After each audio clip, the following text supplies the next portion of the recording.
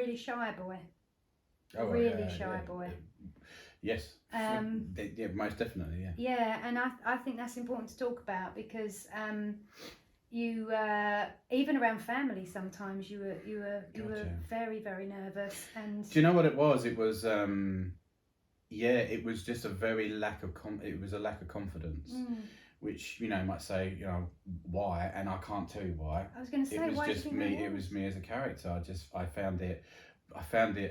The biggest thing was the communication. I found that at that time extremely difficult. So when you struggle to communicate, guess what? The confidence is much lower than it would be for someone else. Well, let's talk about that for a minute then. Yeah. So when you talk about struggling to communicate, what do you mean by that? Yeah, I was thinking about this a few weeks ago because I was sitting there with mum and dad and just chatting about, do you remember what it was like when I was younger?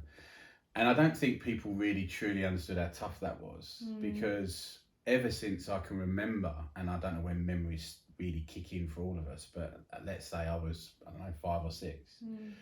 I had I don't even know whether it was a stutter or a stammer. It was one of the two. I think I was advised it was more of a stammer. But it was severe. And that's why the confidence was so low. I can remember junior school, as it was known then, which is now primary, right? It wasn't done in years then, it wasn't. It was the first year. Second year, junior, third year. It was 3-year infants, wasn't it? And then, anyway, I can remember junior school being, I loved junior school because I felt that, and obviously I had it then in terms of struggling to say certain words, or even, I couldn't even really put a sentence together. But it got much worse when I went to senior school. So I can remember, so that 10, I was still at junior school then, but if we go to mark at 11 and 12, oh God, I can remember being in the class and being in English lessons, and at the time, I don't know if they still do this, but you used to read a book and each child would read a page or two. And I can remember, even if it wasn't me doing it first, just thinking, please don't ask me. Just please don't do it. And being really nervous about, and then because guess what, when you're nervous and you suffer, it is 10 times, 20, 100 times worse. So I really struggled with that, and that is what knocked my confidence. So as a child, whether or not I was speaking to family, whether I was speaking to friends, I literally could not put a sentence together. And I can remember mum and dad saying, you need to go and see someone, you need help, and I just outright refused. I'm not going anywhere. And I wouldn't admit I had a problem at all. I think you probably knew that you did, but you just I knew I scared did. to go and talk to I knew someone. I did. I was embarrassed to go and speak to someone. That's what it was. Do you know what? It's funny because obviously, as I said, you're my brother and we grew up together, and I've followed you everywhere. There's photographs of me following you around the garden as a child, and I've followed you into every business that you've ever gone into, and funnily enough, we're in the same one again now, and even in our 40s. But so you've always been my favourite human being, and I don't mind saying that out loud in front of everybody. I'm very, very proud of you. I adore you. But I never realised, or don't suppose you do as a kid, I never realised how hard that must have been.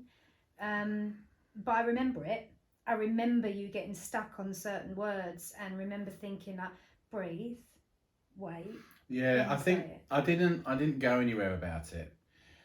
I did get some advice, but to be honest with you, I can't really remember. I think it was mum and dad getting advice from people and then trying to do it that way rather than me going and seeing it. And it was very much about breathing. And I think what it was is my brain was working so fast. It was already thinking about what I was going to say next. And you were stumbling over it, yeah. And then my brain was working so fast that the communication between the brain and the mouth was just kind of wasn't there. I think that's what it was. And so you learn, I suppose, because no one's ever tried to solve this for me. I've literally done that myself. But again, when I think about it now, it's that confidence of I began to solve it, the more confident I got.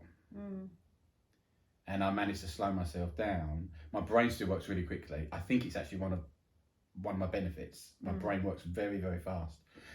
But I have to control it. Well, funnily enough, I see that in you in I actually did a video with Chris Watkin not that long ago.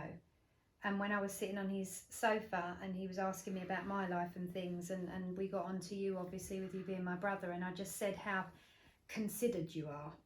And I wonder if that's part of it, that you wait and you think about something that somebody just asked you, and then you give an answer. And I think a lot of people tend to jump in, their first thought comes out, whereas somebody will ask you a question, you'll wait, you'll consider the answer, and then you'll deliver it. Do you think that's something to do with the stammer? Because are you thinking about the words that you're using, or is that just how you've become over time? I don't think so. I think that's actually, you're describing a change in business approach rather than me as an individual. I don't think so. But yeah, I can remember I can remember beginning to think about how I solve it when, say, like, for example, when it was happening, my dad in particular would be, slow down, or we need to go and see someone, and maybe, let's just say, he wouldn't know how to handle it, right? Try and solve it. Yeah, and I remember getting really frustrated and angry about it. And whenever I shouted back, it was perfect. I didn't have a problem. It's a bit like someone like, I don't know if anyone ever saw the program, but someone like Gareth Gates, right? Really bad. Again, I don't know if that was a stammer or a stutter. I think that was the stammer. Very similar, actually. So if you've seen him in the early days, that was me. As bad, I would say. Yeah, I agree. As that. But when he sang, perfect. And I realised if I shouted, it was okay. No, but I'm being serious here. Yeah. What I learned to do is, and also, this is really weird, that if I put a slight accent on, it didn't happen. And I've never told you that. I've never told you that, right? But it's really weird, isn't it? So if my brain had to focus on something different than just talking, it was fine. So I started trying to speak like different, using different parts of my mouth as an exercise, and it didn't happen. And then just slowly but surely, it can't, obviously it wasn't a flick of a switch and it was gone, but it just slowly, and it hasn't gone away. It's still there. Well, that's kind of something that I wanted to raise, because it'd be interesting, because people might turn around and go, "Oh, Mark, I didn't know." Or someone might turn around and go, "Yeah, we now we I see do it. know." Now you've said it, I see it. Maybe. Yeah. But it's funny. You said to me I think it was Mega Camp. So we had that absolutely amazing day at Mega Camp. You had to get up and stand in front of 250 agents, and I think probably that environment, yes, you might be nervous, who wouldn't be in that kind of environment, but you're talking about something you know really well, so you can talk about something and it can be fluid, because you just know what it is that you're delivering. But you said something to me which I wouldn't have known, having grown up with you for 44 years, which was, I've just given my age away, I can't believe I did that. Anyway, it was when you said to me, there's certain words you still can get stuck on. Oh, I know. So if you know you need to say that word, you'll think of a different word. Yeah. So, and that's where my brain works really fast. Because my brain will go, "Mark, you can't say that word." Now, that could be a limited belief, right? But it's not, because I know I can't. So, and my brain... Can you give us an example? Well, not really. It literally would happen if I was to say a certain word, but it's not a defined word, Claire. It's not I can't say what or whatever. it just happens, and I just go, I can't say that. I will say it's particularly long words. Yeah. Anything slightly challenging is quite hard for me. So this is one I will struggle with, the vocabulary. Yeah. I said that wrong there, didn't I? Well, no, you did, but it sounded a bit That odd is a 'cause brilliant you think example of a slightly more challenging word, and I would struggle with it. And I have to be quite slower when I attempt to do it. So naturally, what you do to flow is you just cut certain words out.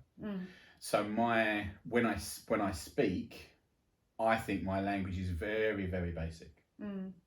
When I write, it's much better. Okay. So yeah, but yeah. So is it there today? Yes, it is. But I've got control of it, I suppose. And as long as I'm relaxed, which I am most of the time, and I'm now confident in my own ability, it's much easier. But yeah, so getting up in speaking in front of 250 people. I mean, you did it as well, right? To a point. It's a lot of people would struggle with that. But I just manage it. So so it doesn't affect me, but it's definitely still there. I think it will always be there. And no, but I think it's important to talk about it because people have different vulnerabilities and things that they struggle with that they may never speak about. But I never saw it ever at any stage. I did as a young child, so 10 to maybe 15, as it being something that could stop me from achieving whatever I decided to try to achieve. I never felt it was going to stop me. Now that probably is because I had control of it. If I didn't, and some people out there haven't even now, that might knock their confidence a little bit. So I certainly wouldn't turn around and go, oh yeah, you can. It is difficult. It is mentally it is tough. But and again, and not to poo-poo, and that's not the right word at all, but not to underestimate what some people go through when they do have something like that they do struggle to get control over. Again, I guess it's like anything in life, isn't it? If you really put your mind to something, you can overcome it. Even something that you think may be completely physically a disability almost. Oh, it absolutely is that. Yeah. It is a disability. Yeah. Yeah, but look what you've gone on to achieve, and